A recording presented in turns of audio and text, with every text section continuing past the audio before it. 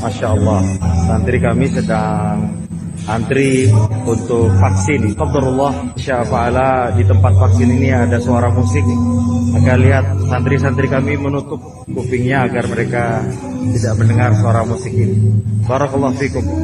Tidak akan pernah bertemu musik sama Al-Quran, mustahil. Mustahil teman-teman sekalian. Dan teman-teman yang hafal Quran tahu masalah itu. Kapan mereka dengar musik maka sangat berpengaruh kepada kualitas hafalannya. Itu memang sudah umum. Jadi orang kalau hafal Quran yang paling pertama diingatkan dua hal. Jangan interaksi sama lawan jenis yang bukan mahram dan jangan dengar musik. Allahu, Allahu, Allahu, Allah. Tidak akan pernah bertemu musik sama Al-Quran, mustahil. Mustahil teman-teman sekalian. Baik berat, coba lawan dulu. Pakai seminggu, 2 minggu terapi, berdoa sama Allah. Karena memang tidak bisa ketemu ini, tidak bisa ketemu teman-teman sekalian. Dan semua rata-rata ikhwah dan akhwat kita alhamdulillah yang sudah terapkan apa yang saya bilang ini, akhirnya mereka terapi meninggalkan, dan setelah mereka meninggalkan sebulan 2 bulan, mereka sendiri berkata, sungguh kami tidak tahu Ustaz, dulu kenapa saya sekonyol itu ya, pakai beli uang banyak sekali, sampai ada yang Masya Allah rumahnya penuh satu ruangan semua dengan DVD musik dan segalanya. Dia bilang sekarang justru setelah ikut pengajian dan saya tahu, saya alihkan dari pengajian ke pengajian, dari taklim ke taklim, seperti teman-teman duduk di sini. Rasa bertambah iman nggak? Saya tanya sekarang. Hah? Bertambah iman, baik. Kenapa nggak dilakukan setiap saat nih teman-teman sekalian? Kenapa nggak kembali ke mobil sebentar dengar lagi, masuk apartemen dengar lagi ilmu, materi lain. Syaitan akan mengatakan, sudahlah, tadi kan sudah cukup, sekarang hiburan dengar dandut. A'udzubillahi minasyaitonirrajim. Enggak, saya mau materi lain. Imam Nawawi belajar teman-teman satu hari 12 kitab di 12 guru, gitu kan? Antum mesti satu hari itu dengar 12 materi berbeda. Dengarin ilmu, dari ilmu ke ilmu. Karena ilmu itu tidak akan menambah kecuali kepintaran, keimanan, kebaikan, ketinggian derajat, banyak manfaatnya. Musik itu akan membuat kalau sedih ya sedih, kalau senang ya senang, kalau kalimatnya jahat kita juga jahat juga. Ya begitu. Bukankah banyak musik-musik lagu-lagu orang non-muslim yang akhirnya saya buka pakaianmu, saya begini, saya begitu, bahasa yang tidak santun sekali. Kira-kira tidak berpengaruh pada orang, berpengaruh pada orang ini. Berpengaruh gitu kan. Kata-kata cacian dan susahnya semua tidak ada manfaatnya teman-teman sekalian. Maka tidak bisa ketemu antara ini sama ini. Download mulai sekarang ceramah. Dari ceramah ke ceramah, ustadz ini ke ustadz ini, materi ini ke materi ini.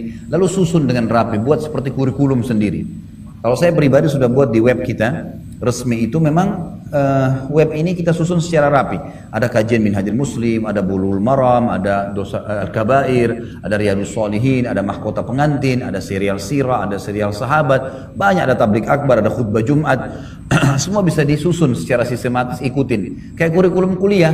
Hari Senin saya ikutin materi akidah, misal di Minhajul Muslim. Hari Selasa saya bahas masalah ibadah, sholat, wudu dan seterusnya. Kita pelajari. Hari Rabu saya belajar sirah. Hari Kamis saya belajar ini. Luangkan waktu untuk itu, kurikulumkan.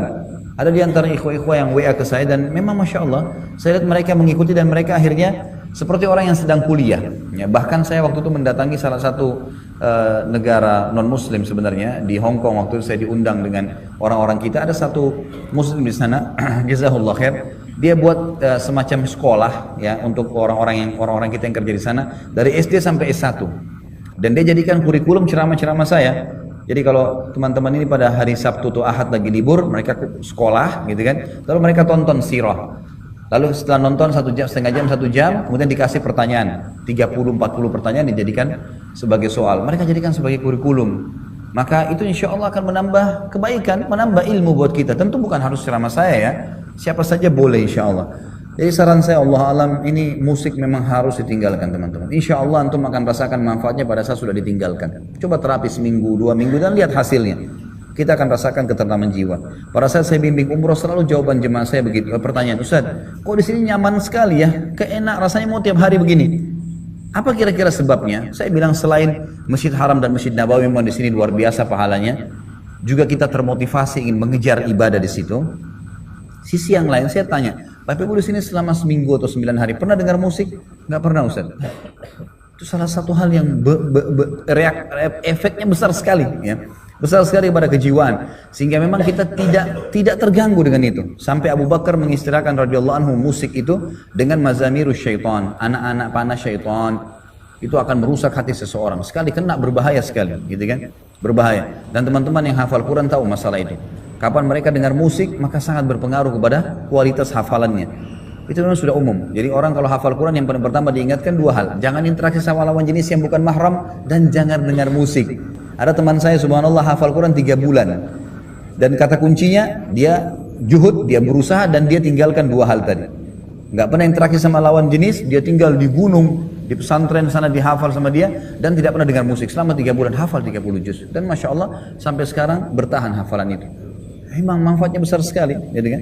Jadi dari ceramah ke ceramah, dari Al-Quran ke Al-Quran, dan Al-Quran kalau didengarkan tilawah usahakan ikuti terjemahannya. Ya, seperti itulah Allah alam.